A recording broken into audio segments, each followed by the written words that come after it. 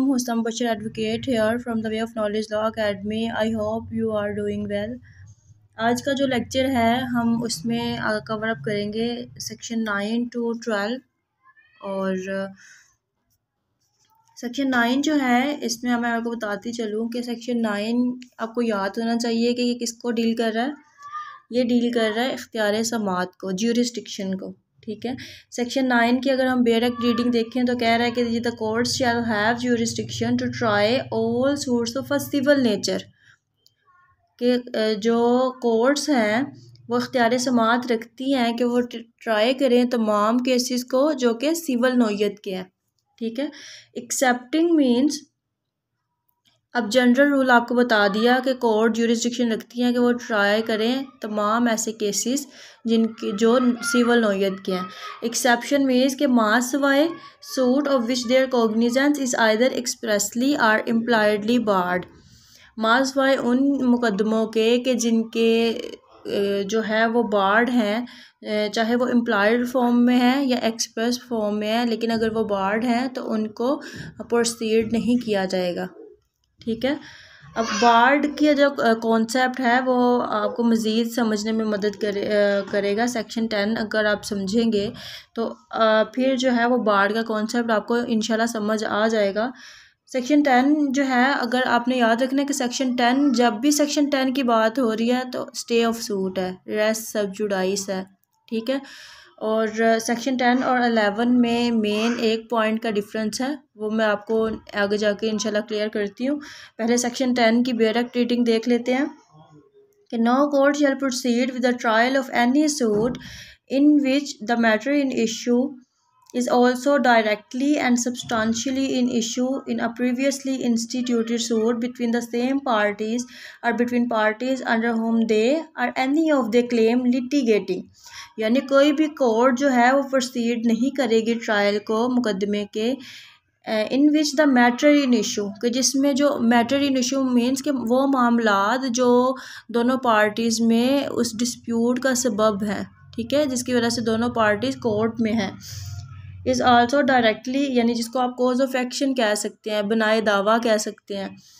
Is also directly and substantially in issue, वो पहले भी डायरेक्टली या सब्सटेंशियली इन इशू में रहा है इन अ प्रीवियसली इंस्टीट्यूटेड सूट, माजी में वो केस फाइल किया गया था।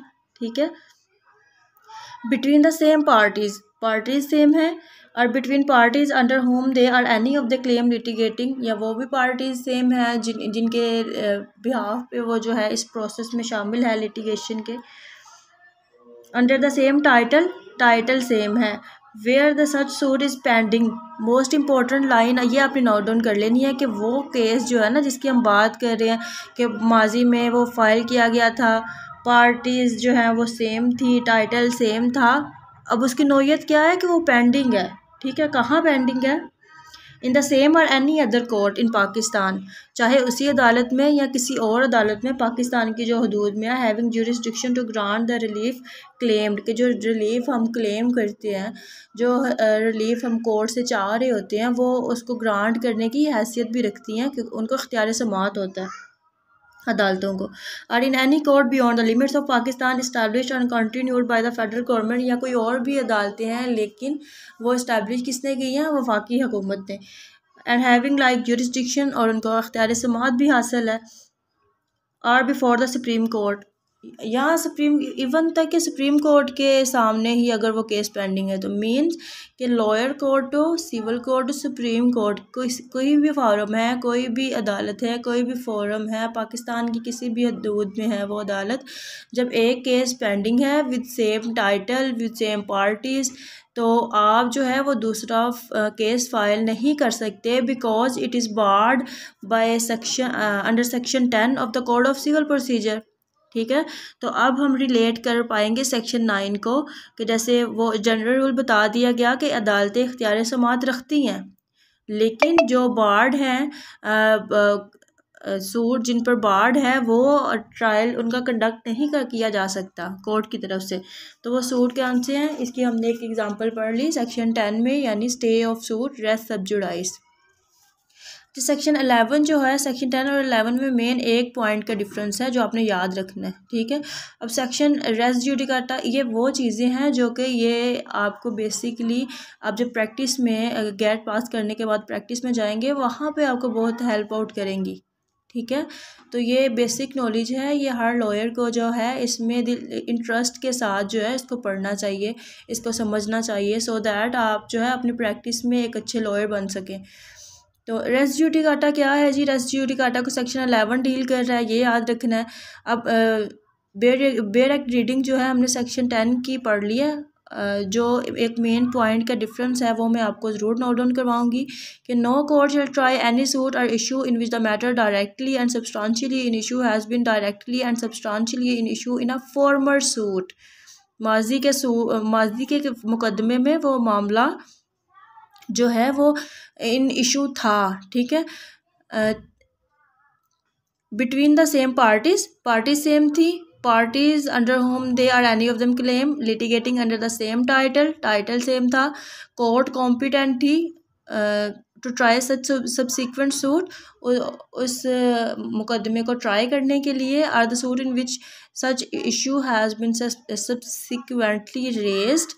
माजी में क्या हुआ कि आपने वो अपना जो है इशू था वो रेज़ किया, ठीक है, यानी उसके हवाले से आपने केस फाइल किया था, एंड हैज़ बीन हर्ड, और आपको सुना भी गया था। अब ये आपने अंडरलाइन कर लेना कि रेज्ड, हैज़ बीन हर्ड, मामला रेज भी हुआ, सुना भी गया, and finally decided by such court, और उस कोर्ट ने आप फैसला भी सुना दिया उस मामले पर, उस कॉज ऑफ एक्शन पर, उस मैटर इन इशू पर, ठीक है।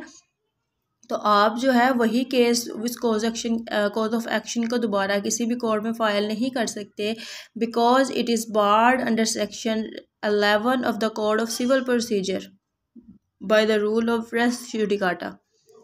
आई होप कि आपके कॉन्सेप्ट जो हैं वो यहाँ तक जो है वो क्लियर हो गए होंगे। अच्छा, एक्सप्लेनेशन में वो कह रहा है कि the expression former suit shall denote a suit which has been decided prior to the suit in question whether or not it was instituted prior thereto. यानी फॉर्मर का वो जो मीनिंग है वो बता रहा है कि जो माजी में उस पर फैसला किया गया था, जो इन क्वेश्चन है अब सूट, तो उसके लिए फॉर्मर का वर्ड यूज़ हुआ। तो नेक्स्ट हम सेक्शन 12 पढ़ेंगे, मोस्ट इम्पॉर्टेंट सेक्शन है और इसमें से काफ़ी क्वेश्चंस भी आते हैं। तो सेक्शन 9 भी बहुत, बल्कि अभी तक जो हमने पढ़ा है सिलेबस कवर अप किया है, जैसे कुछ हमने क्लॉजेस पढ़े हैं डेफिनेशंस सेक्शन में, तो वो भी बहुत इम्पोर्टेंट है। ये सेक्शंस भी बहुत इंपॉर्टेंट है, बहुत हेल्प आउट करेंगे, और आई होप कि आपके थॉट्स जो हैं, आपके कॉन्सेप्ट जो हैं वो क्लियर हो गए होंगे। सो प्लीज़ अपनी जो है वो अगर ये वीडियो आपके लिए इन्फॉर्मेटिव थी तो प्लीज़ मेरे साथ ज़रूर शेयर कीजिएगा कमेंट्स बॉक्स में। मैं ज़रूर, ये आपकी तरफ से अप्रिसिएशन होगी और मैं ज़रूर पढ़ूँगी कि आपके व्यूज़ क्या हैं, आपके कॉन्सेप्ट्स क्लियर हुए हैं या नहीं हुए। और अगर आपको किसी भी टॉपिक पे कोई ऐसा टॉपिक है जो आपको समझ नहीं आ रहा, जैसे कि लॉ गार्ड में बहुत कम दिन बाकी हैं, तो आपको वो समझना है और उस पर वीडियो लेक्चर जो है उसकी ज़रूरत है, तो आप ज़रूर मुझे कमेंट सेक्शन में बताइएगा। इंशाल्लाह जो है मैं उस पर ज़रूर लेक्चर आपको प्रोवाइड करूँगी, ठीक है। तो लास्ट वन सेक्शन हम इस वीडियो में कवर अप करेंगे, सेक्शन 12। इसमें आप से मैं क्वेश्चन भी एक लास्ट पे जो है मैं क्वेश्चन पूछूंगी, आपने वो भी मुझे जवाब देने हैं कि अब जैसे आपने अभी लेक्चर सुना तो आपको इस हद तक समझ आई है कि आप उस चीज़ का जवाब दे सकते हैं या नहीं, ठीक है। तो वो क्वेश्चन सेक्शन में लास्ट पे रखूँगी आपके लिए। अच्छा, सेक्शन 12 है जी, where a plaintiff is precluded by rules from instituting a further suit in respect of any particular cause of action he shall not be entitled. Underline कर ले कि मखसूस कॉज ऑफ एक्शन जो है उसको लेके आप he shall not be entitled to institute a suit in respect of such cause of action in any court to which the code applies. यानी ऐसी कोड कि जहाँ ये code of civil procedure applies है, कोई भी मुद्दई जो है वो एक ही कॉज ऑफ एक्शन को दोबारा जो है वो एंटरटेन नहीं कर सकता, ठीक है। तो आपने ये याद रखना है कि ये भी बार्ड है under section 12 of the code of civil procedure. अब आई थिंक कि आपको बार्ड का कॉन्सेप्ट जो है ना वो समझ आ गया होगा अच्छे से। अच्छा, नेक्स्ट जो इम्पोर्टेंट टर्म है सॉरी क्लॉज है, क्लॉज नंबर 2 है ये। वेयर अ डिक्री, अब यहाँ पे आपने अंडरलाइन करना है, where a person challenge the validity. अब बंदा चैलेंज कर रहा है, क्या चैलेंज कर रहा है? वैलिडिटी को। किसकी?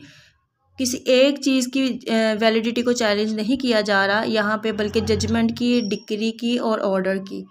ठीक है, 3 टाइप्स जो हैं इन सब की वैलिडिटी को चैलेंज किया जा रहा है। प्ली इसमें क्या ली जा रही है? On the plea of fraud, ये वर्ड्स याद रख लें आप, fraud, misrepresentation and want of jurisdiction. ठीक है, ये 3 ग्राउंड्स का जो है इस्तेमाल किया जा रहा है उस वैलिडिटी को चैलेंज करने के लिए। किसकी? डिक्री, जजमेंट और ऑर्डर की। और नेक्स्ट है इसमें, ही शैल सीक हिज रेमेडी। अब वो अपनी रेमेडी कैसे अवेल करेगा? By making an application. Application जो है उसमें पुट ऑन की जाएगी टू द कोर्ट, कोर्ट को, which pass the final judgment, कि जिसने वो फाइनल जजमेंट, डिक्री या ऑर्डर पास किया, सेम कोर्ट को आप जो है वो वैलिडिटी चैलेंज करेंगे अंडर सेक्शन 12 का क्लोज 2 के तहत। ठीक है, और not by a separate suit, इसमें अलग से केस फाइल नहीं किया जाएगा। इस बात को अंडरलाइन कर लें, याद रख लें कि आपको पता होना चाहिए। लास्ट वन इसका क्लोज है, For purposes of the disposal of an application under subsection 2, the court may, in interest of expeditious disposal, apply such fair procedure as the circumstances of the case warrant, and shall, unless for reasons to be recorded, it directs otherwise, order any fact to be proved or disapproved by affidavit. ठीक है, तो ये कुछ sections थे जो कि बहुत important थे कोड ऑफ सिविल प्रोसीजर के हवाले से। अब मैंने आपसे कहा था कि मैं लास्ट में आपसे क्वेश्चन करूंगी कि ताकि मुझे पता हो कि आपने ये आपको कहाँ तक आपका नॉलेज जो है, आपके कॉन्सेप्ट्स क्लियर हुए हैं। इसमें पहला क्वेश्चन जो है मैं आपसे ये करना चाहूँगी कि आपने मुझे कमेंट सेक्शन में ये बताना है कि मेन डिफरेंस जो है सेक्शन 10 और सेक्शन 11 का, वो मेन डिफरेंस आपने टाइप करके मुझे बताना है कि वो क्या है। ठीक है, और दूसरा पॉइंट आपने मुझे ये बताना है कि जजमेंट डेप्टर जो है वो कौन है, यानी उसके अगेंस्ट डिक्री पास हुई है या इन फेवर डिक्री पास हुई है। ठीक है, और तीसरा सवाल ये है कि जज जो है वो कौन है, प्रिजाइडिंग ऑफिसर है सिविल कोर्ट का, या उसकी क्या डेफिनेशन है जज की, या क्रिमिनल कोर्ट का, तो आपने वो मुझे बताना है। नेक्स्ट जो है मैं आपसे पूछना चाहूँगी कि जब आप चैलेंज करते हैं वैलिडिटी को, ठीक है, किसी भी जजमेंट, डिक्री या ऑर्डर की, तो आप ये रेमेडी कैसे अवेल करते हैं? ये मोस्ट इंपॉर्टेंट क्वेश्चंस हैं जो कि मैं आपसे पूछ रही हूँ और आपने इसके जवाब देने हैं मुझे। और क्या वो फ्रेश सूट फाइल करेगा या एप्लीकेशन देगा या कुछ और रेमेडी है उसके पास? ठीक है, यही था आज का लेक्चर। आई होप कि आपके लिए बहुत बेनिफिशियल रहा होगा और आपके कॉन्सेप्ट्स क्लियर हुए होंगे, और ज़रूर अपनी राय का इजहार कीजिएगा। इंशाल्लाह नेक्स्ट वीडियो में जो है हम इसके बाद के सेक्शंस जो हैं वो कवर अप करेंगे। Thank you for watching. बहुत सारा ख्याल रखिएगा, दुआओं में याद रखिएगा। अल्लाह हाफिज़। Thank you for watching.